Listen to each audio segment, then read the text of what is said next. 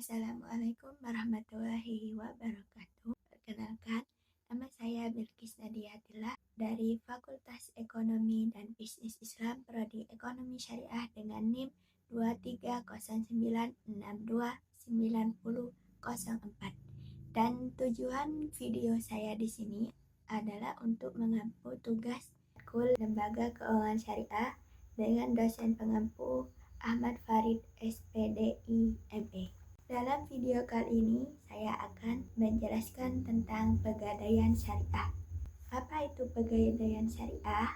Kalian sudah tidak asing lagi dengan kata pegadaian syariah? Nah, di video kali ini aku akan membahas tentang pengertian pegadaian syariah, dasar hukum pegadaian syariah, prinsip-prinsip pegadaian syariah, perbedaan rahan dan gadai, dan landasan konsep dari pegadaian syariah. Pertama, yaitu ada pengertian pegadaian syariah. Dalam Kamus Besar Bahasa Indonesia atau KBBI, gadai didefinisikan sebagai meminjam uang dalam batas waktu tertentu dengan menyerahkan barang sebagai tanggungan jika telah sampai pada waktunya tidak ditebus. Barang itu menjadi hak yang memberi pinjaman. Dan dalam bahasa Arab, gadai dikenal dengan istilah rahan yang memiliki arti tetap dan langgeng, penetapan dan penahanan atau menahan, dari asal kata rahana yahrunu rahnan dalam bentuk plural rihan, ruhun, ruhunun. Pengertian gadai atau rahan menurut pendapat Muhammad Syafi'i An-Natonio, rahan adalah menahan salah satu harta milik si peminjam sebagai jaminan atas pinjaman yang diterimanya. Jadi, gadai dan rahan pada dasarnya adalah menjadikan suatu benda bernilai menurut pandangan syarak sebagai tanggungan uang. Dengan adanya benda yang menjadi tanggungan itu, seluruh akan sebagian utang dapat diterima. Dapat dikatakan gadai adalah transaksi utang piutang yang disertai agunan dalam bentuk harta bergerak dalam debitur kepada kreditor sebagai jaminan uang saat jatuh tempo, dan jika debitur tidak dapat melunasi hutangnya, maka barang jaminan dijual sebagai pengganti uang. Nah, dalam pengertian tersebut, apakah sudah memahami apa itu pegadaian syariah? Yang selanjutnya yaitu ada dasar hukum pegadaian syariah. Dasar hukum rahan dapat dirujuk pada dalil-dalil yang didasarkan pada Al-Quran, hadits, ijma,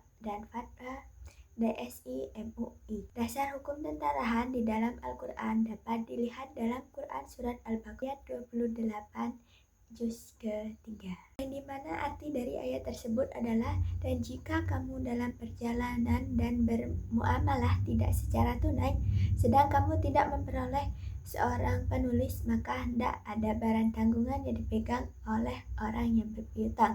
Akan tetapi jika sebagian kamu mempercayai sebagian lain, maka hendaklah yang dipercaya itu menunaikan amanahnya atau hutangnya, yang hendak ia bertakwa kepada Allah dan Tuhannya.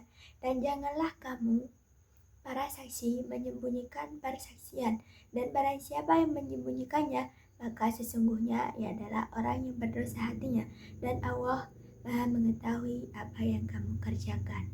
Nah, dalam hadis Nabi Muhammad SAW dapat ditemukan dalam ketentuan hadis yang diriwayatkan oleh Bukhari dan Aisyah radhiyallahu an, yang artinya, dan dari Aisyah radhiyallahu an bahwa sesungguhnya Nabi Muhammad SAW pernah membeli makanan dan dari seorang Yahudi secara bertempo, sedang Nabi Muhammad SAW menggadaikan sebuah baju besi kepada Yahudi itu. Hadis riwayat Bukhari dan Muslim. Adapun landasan ijma dapat dikemukakan paparan Sayyid Syabik yang mengatakan jumhur ulama menyepakati kebolehan status hukum gadai. Mereka tidak pernah mempertentangkan kebolehan demikian landasan hukumnya. Hal ini dimaksud didasarkan pada kisah Nabi Muhammad SAW yang menggadaikan baju besi untuk mendapatkan makanan dari seorang Yahudi. Selanjutnya yaitu ada perbedaan dan persamaan antara rahan dan gadai menurut hukum Islam dan perdata. Yang pertama yaitu ada perbedaan antara rahan dan gadai. Gadai dan rahan tentunya memiliki perbedaan dilihat dari sisi hukum Islam dan hukum hukum perdata. Yang pertama yaitu rahan dalam bentuk hukum Islam dilakukan secara sukarela dan dasar tolong-menolong tanpa mencari keuntungan. Sedangkan gadai menurut hukum perdata di samping prinsip tolong-menolong juga menarik keuntungan dengan cara menarik bunga dan sewa modal yang telah ditetapkan. Yang kedua, yaitu ada dalam hukum perdata, hak gadai hanya berlaku pada benda yang bergerak. Sedangkan dalam hukum Islam, rahan berlaku pada seluruh harta, baik harta bergerak maupun tidak bergerak. Pada hukum perdata, penjaminan dengan harta tidak bergerak seperti kapal laut, tanah, dan pesawat udara disebut dengan hak tanggungan yang diatur dalam Undang-Undang Nomor 4 Tahun 1996. Selanjutnya yaitu ada perbedaan. Pertama itu ada perbedaan gadai syariah rahan dan gadai konvensional adalah landasan hukum. Kitab Undang-Undang Hukum Perdata pasal 1150 sampai 1160 dijadikan sebagai landasan hukum dan pelaksanaan gadai konvensional. Sedangkan Fatwa Dewan Syariah Nasional Majelis Ulama Indonesia tentang rahan dan Fatwa MUI tentang rahan emas dijadikan sebagai landasan hukum dari transaksi gadai syariah. Subjek pelaksana gadai konvensional disebut dengan debitur gadai atau pemberi gadai, dan kreditur gadai itu adalah orang yang menerima gadai.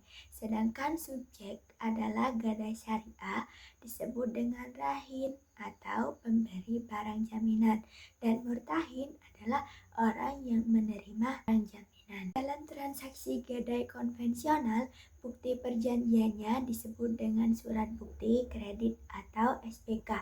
Sedangkan dalam transaksi gadai syariah disebut dengan surat bukti rahan. Dan di di pegadaian konvensional itu terdapat pinjaman kredit. Hanya terdapat satu perjanjian kredit pada gadai konvensional, sebab perjanjian gadai hanya merupakan suatu perjanjian asecoir atau perjanjian tambahan, di mana kedudukan perjanjian pokok lebih tinggi dibandingkan dengan perjanjian tambahan.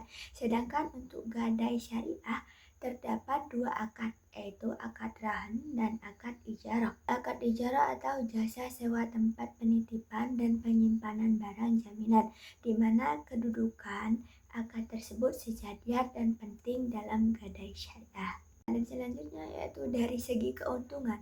Untuk pegadaian, gadai konvensional memperoleh keuntungan berupa sewa modal yang ditentukan berdasarkan besarnya nilai pinjaman yang diminta oleh nasabah.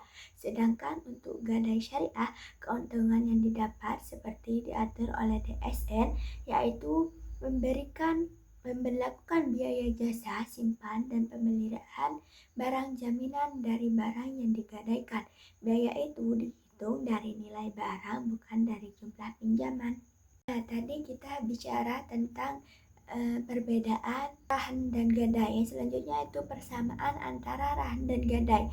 Rahan itu atau disebut agunan merupakan harta yang dijadikan jaminan utang atau pinjaman agar bisa dibayar dengan harganya oleh pihak yang wajib membayarnya jika dia gagal menunaikannya. Sedangkan gadai merupakan suatu hak yang diperoleh seorang berpiutang atau suatu barang bergerak yang diserahkan kepada seorang berutang atau orang lain atas namanya, dan memberikan kekuasaan kepada si piutang untuk mengambil pelunasan dari barang tersebut secara didahulukan daripada orang piutang lainnya, dengan kekecualian biaya untuk melelang barang tersebut merupakan biaya yang telah dikeluarkan untuk menyelamatkan setelah barang itu digadaikan.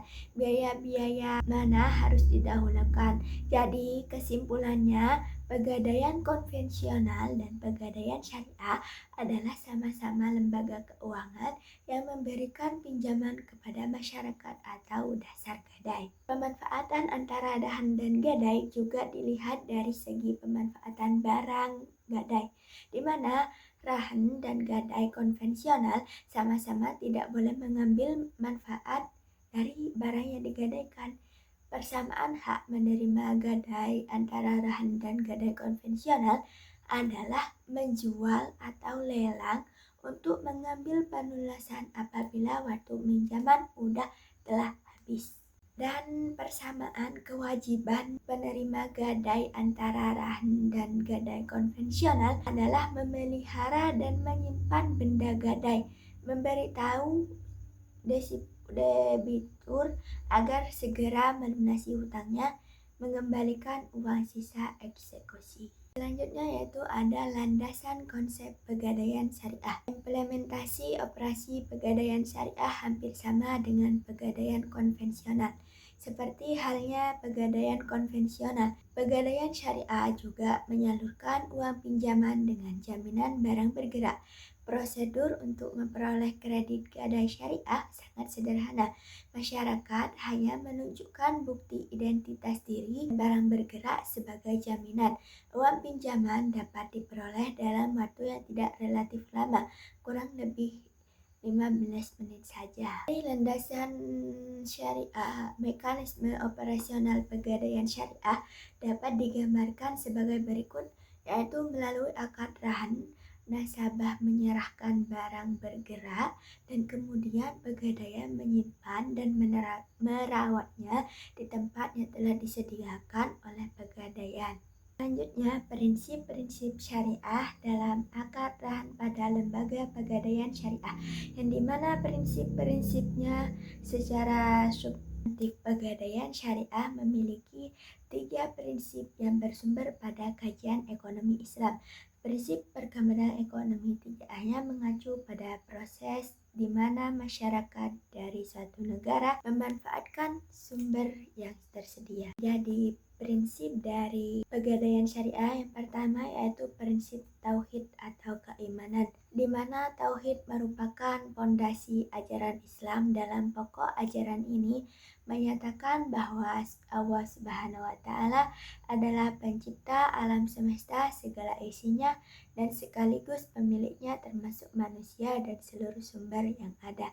Karena itu Allah adalah pemilik hakiki, sedangkan manusia hanya diberi amanah untuk memiliki untuk sementara waktu sebagai ujian bagi mereka.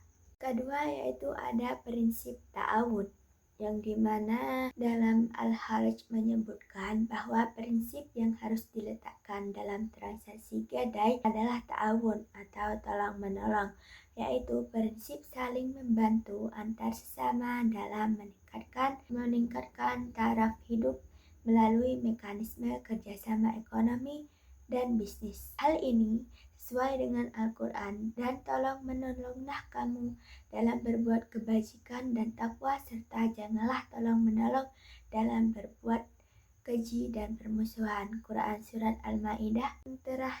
Yang terakhir yaitu ada prinsip bisnis atau tijarah, yang dimana Al-Fas Rahman menyatakan bahwa bisnis perdagangan adalah suatu kegiatan yang dianjurkan dalam Islam. Nabi seringkali menekankan pentingnya bisnis dalam kehidupan manusia. Namun demikian, dalam mencari laba harus dengan cara yang dimanakan oleh syariat. Mungkin itu dari saya, kurang lebihnya mohon maaf. Wabillahi taufiq wal hidayah. Assalamualaikum warahmatullahi wabarakatuh. Semoga bermanfaat.